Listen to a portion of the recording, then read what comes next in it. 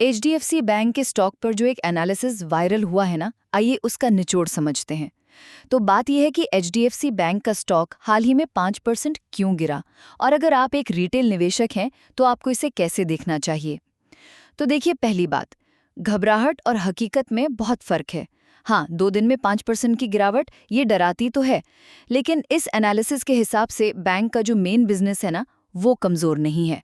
मतलब उसके लोन्स और डिपॉजिट्स दोनों ही बढ़ रहे हैं। अब आते हैं दूसरे पॉइंट पर, और ये सबसे जरूरी है। गिरावट की असली वजह भविष्य की चिंता है।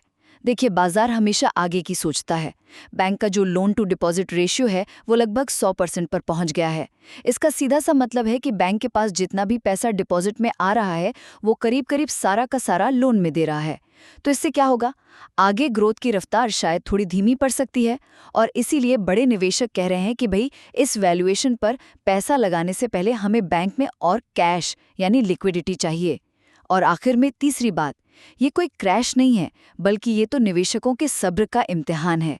ऐसे टाइम पर क्या होता है, जो कमजोर सोच वाले निवेशक होते हैं वो बाहर हो जाते हैं, जबकि जो मजबूत निवेशक हैं वो अपने प्लान पर टिके रहते हैं। हमेशा याद रखिए, बाजार में पैसा बेसब्र लोगों से निकलकर धैर्यवान लोगों की जेब में ही जाता है। तो संक्षेप में, ये एनालिसिस आपसे एक सीधा सवाल पूछता है, आप डर बेचेंगे या भविष्य खरीदेंगे?